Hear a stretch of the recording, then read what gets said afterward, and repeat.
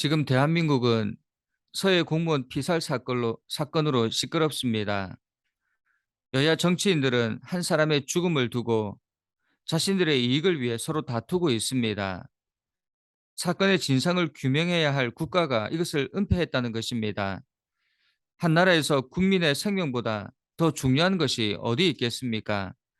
그런데 그 생명보다 자신들의 정치적인 목적이 더 중요한 나라가 대한민국입니다. 어떻게 국민들이 국가를 믿고 대통령을 믿고 정치인들을 믿을 수 있겠습니까? 정치인, 대통령, 공직자들의 가장 큰 의무는 국민을 지키는 것입니다. 오늘 본문에서도 이와 비슷한 일이 벌어지고 있습니다. 아니, 이보다 더 악한 일들이 일어나고 있다는 것입니다. 국가가, 왕이, 전쟁을 지휘하는 최고 사령관이 자신의 충직한 부하를 죽음으로 몰아갔다는 것입니다. 하나님도 이 일을 악하다 평가하셨습니다.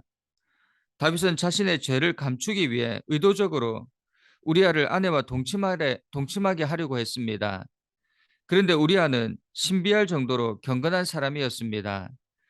다윗은 정통 유대인의 이스라엘 왕인데 하는 짓이 더 이상 비열할 수 없을 정도로 바닥입니다. 그런데 우리아는 헷 사람의 다윗의 부하이면서 경건을 유지하려고 노력합니다. 그는 전쟁에서 피곤한 몸과 마음을 아내와 지내면서 풀고 가라는 다윗의 권유를 거절합니다. 이유가 하나님의 계와 자신의 상관인 요압과 동료들이 모두 전쟁터에서 사투를 벌이고 있는데 어떻게 자기 혼자 집으로 가서 먹고 마시고 아내와 같이 잘 수 있는가? 그렇게 할 수 없다는 것입니다. 다윗은 우리아의 모습을 보고 그의 말을 들으며 전쟁에 나가지 않고 왕궁에서 부하의 아내를 범한 죄를 깨닫고 뉘우쳐야 했습니다. 그런데 다윗은 자신의 죄를 숨기는 것이 어려워지자 돌변합니다. 왕으로서는 해서는 안 될 무서운 짓을 하게 됩니다. 내 잘못을 지적하는 말들이 그저 거슬리기만 했다는 것입니다. 만일 여러분들도 자신의 잘못을 지적하는 말이 거슬린다면 죄를 숨기고 있다는 뜻입니다. 다윗은 지금 우리아의 아내를 범한 죄를 감추기 위해 우리아를 죽일 계획을 세웠습니다. 그것도 우리아의 손에 그를 죽일 계획이 적힌 편지를 들려보내는 잔인함까지 더했다는 것입니다. 다윗은 자신의 죄를 숨기기 위해 더 큰 죄를 짓는 악순환에 빠졌습니다. 죄는 감추려 할수록 더 깊은 죄로 끌어당깁니다. 죄의 늪에서 헤어나는 길은 감추는 것이 아니라 고백하고 책임지는 것입니다. 그런데 이 편지를 받아든 요압은 또 어떻습니까? 왕의 음모를 눈감아 줍니다. 악한 권력 뒤에는 악한 조력자가 있습니다. 그는 다윗이 계획한 악을 실현해 주었습니다. 그는 다윗의 명령에 이의를 제기하고 부당성을 지적해야 했습니다. 그랬다면 다윗의 악행에 제동이 걸렸을 것입니다. 높은 지위와 권력을 가진 사람이 부당한 일을 강요할 때 두렵더라도 용기를 내 거부함으로 악한 권력의 하수인이 되지 말아야 합니다. 우리아를 죽이고 요압이 이를 보고하자 다윗의 반응이 참 기가 막힙니다. 아, 그래. 우리아가 죽었구나. 칼에 눈이 달린 것도 아니니 전쟁을 하다 보면 그럴 수도 있지. 아무런 가책도 느끼지 못합니다. 죄의 마지막 단계는 가책을 느끼지 못하는 것입니다.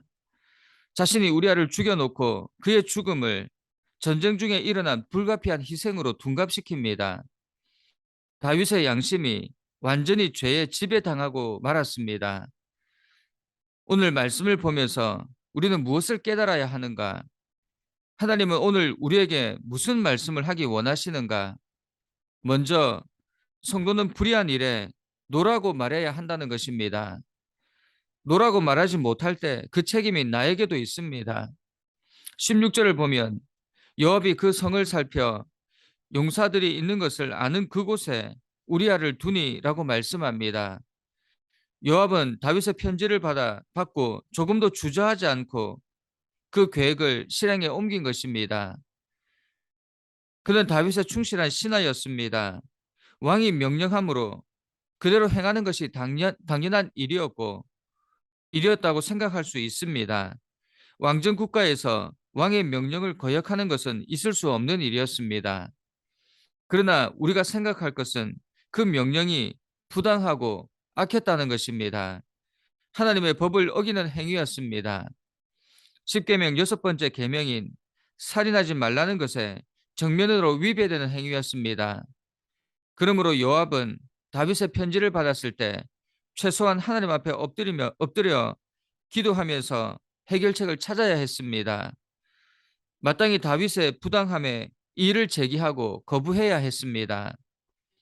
그는 나중에 자식의 죽음을 슬퍼하는 다윗에게 직언을 스슴지 않을 정도로 자신과 관련된 문제에 대해서는 용기 있게 나서는 사람이었습니다. 하지만 타인의 일에는 생명과 관련된 일이라도 매우 소극적으로 행동했다는 것입니다. 여러분, 무엇이 진정으로 용기 있는 신앙인의 행동입니까? 진정한 신앙이란 홀로 하나님과 기도하며 교제하는 것으로 끝나는 것이 아닙니다.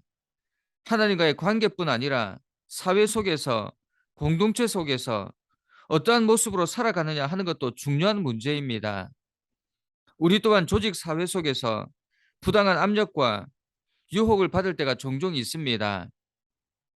이때 우리는 어떻게 행동해야 하는가? 신앙인으로 어떤 행동을 하나님께서 기뻐하실까? 조직의 압력이 두려워 나에게 나의 이익에 해가 될까봐 부당한 압력에 굴복해야 합니까?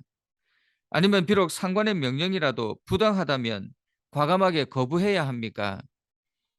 여러분, 우리는 세상 권세에 순종해야 합니다. 로마스를 보면 각 사람은 위에 있는 권세들에게 복종하라.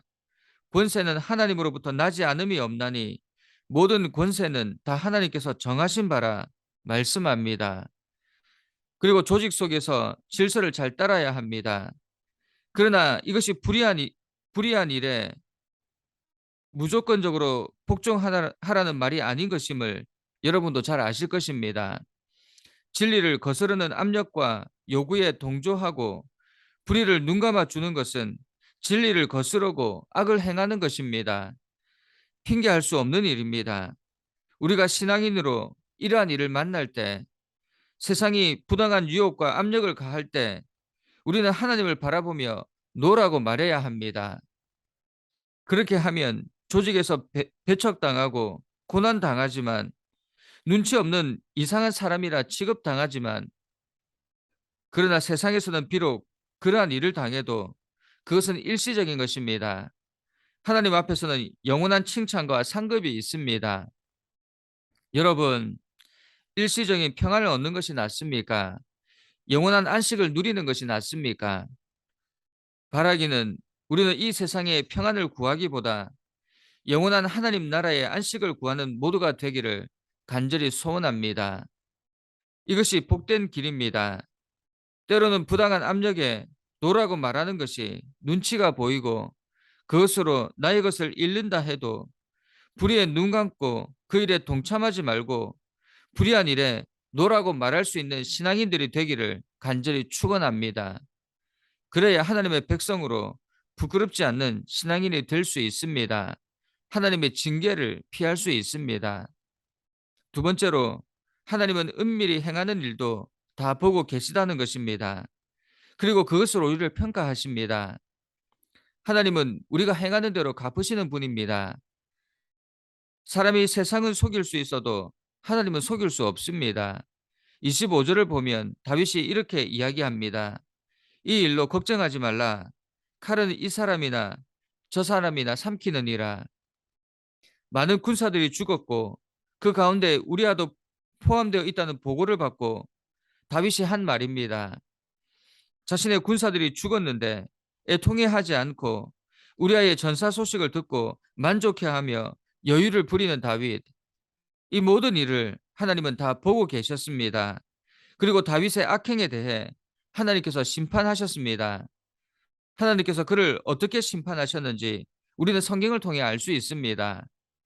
그가 말한 사람을 가리지 않고 죽이는 그 칼은 다윗의 가정에서 그 아들들을 죽였고 마침내는 압살롬의 손에 들려 자신의 목까지 겨누게 되었습니다.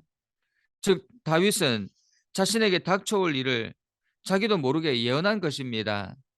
실로 한 치 앞도 내다보지 못하는 것이 인간입니다. 그런데 하나님은 왜 다윗의 집을 그 칼로 징계하셨는가? 하나님은 다윗이 은밀히 행하는 일을 다 보고 계시다가 그 행한대로 보응한 것입니다. 다윗은 기름 부음 받은 자로 하나님의 종으로 누구보다 말씀대로 살고 실천해야 할 사람이었습니다.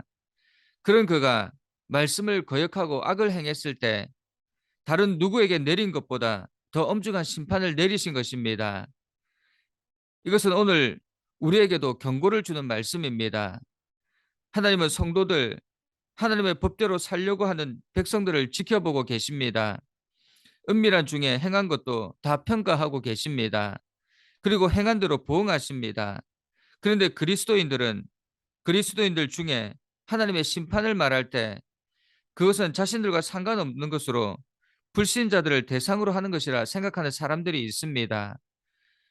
하나님의 백성인 자신들은 결코 심판의 대상이 될 수 없다고 생각합니다. 그런데 에스겔서를 보면 하나님은 심판을 시작하실 때 내 성소에서 시작하실지니라고 말씀하셨습니다. 즉 하나님의 말씀과 언약의 축복을 유대인에게 먼저 베푸셨듯이 심판 역시 유대인으로부터 시작하신다는 말씀입니다. 우리는 이러한 사실을 명심해야 합니다. 성도들 역시 하나님의 심판에서 예외가 아닙니다. 이를 그들이 행한 대로 보응받습니다. 누구도 하나님의 심판 앞에서 예외가 없습니다. 하나님은 이 땅의 모든 것을 감찰하고 계십니다. 하나님 앞에서는 숨길 수 있는 것이 없다는 것입니다. 그러므로 우리는 먼저 말씀을 받은 자로 책임과 사명을 감당해야 합니다. 하나님은 많이 받은 자에게 더 많은 것을 요구하시기 때문입니다. 사랑하는 자를 더 엄하게 징계하시기 때문입니다. 받은 것이 많은 자는 의무와 책임도 크다는 사실을 기억하며 두려운 마음으로 말씀에 순종해야 합니다. 여러분은 어떠십니까? 먼저 말씀을 받은 자로서 책임과 사명을 잘 감당하고 있습니까? 아니면 은밀한 중에 악을 행하면서도 자신의 심판의 대상이 아니라 생각하며 계속해서 악 가운데 머물고 있습니까? 그 결과를 아직도 모르시겠습니까? 그 결과는 반드시 심판이 있을 것이고 하나님은 우리가 행한 대로 갚으신다는 것입니다. 성경은 오늘 본문을 통해 하나님은 당신의 종들이 범죄의 길을 갈 때 누구보다 더 엄중하게 징계한다는 사실을 우리에게 말씀해 줍니다.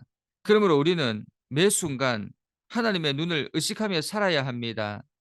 아무도 보는 이가 없을 때에도 하나님은 우리를 보고 계시다는 사실을 기억하고 항상 겸손한 마음을 잃지 말아야 합니다. 또한 부당한 일 앞에서 노라고 말할 수 있어야 합니다. 비록 이 땅에서 우리의 믿음과 수고에 대한 정당한 상급이 주어지지 않는다 할지라도 모든 것을 헤아려 심판하시는 하나님께서 합당한 상급을 예비해 놓으시고 우리가 행한 대로 갚아 주실 줄 믿어야 합니다. 여러분, 우리 이 땅에서 믿음의 선한 싸움 쉬지 않고 성도로서 합당한 삶을 살기를 간절히 소원합니다. 오늘 하루도 믿음의 선한 싸움을 싸우고 성도로서 합당한 삶을 사는 모두가 되기를 간절히 축원합니다. 함께 기도하겠습니다. 사랑하는 하나님, 우리의 삶에 아직도 숨기는 것이 있다면 더 이상 그것으로 괴로워하지 말고 이제는 하나님 앞에 모두 고백하고 회개하는 저희들 되게 하옵소서. 자신의 죄를 숨기기 위해 더 큰 죄를 짓는 자리에 나가지 않게 하시고 죄의 늪에서 빠져나올 수 있도록 우리를 인도하여 주옵소서. 불의한 일을 강요하는 권세 앞에서 두려워하지 말고 거부할 수 있는 용기를 허락하여 주옵소서. 적어도 그런 일을 당할 때 먼저 하나님 앞에 기도하는 우리가 되기 원합니다. 그리하여 진리를 거스르게 하는 압력과 동조에 눈 감아주는 것이 아니라 과감히 맞섬으로 하나님 앞에 칭찬받는 종들이 되게 하옵소서. 이 땅의 평안이 아닌 영원한 안식을 구하는 저희들 되기 원합니다. 오늘 하루 하나님 앞에 부끄럽지 않는 백성의 삶을 살게 하옵소서. 예수님의 이름으로 기도드립니다. 아멘.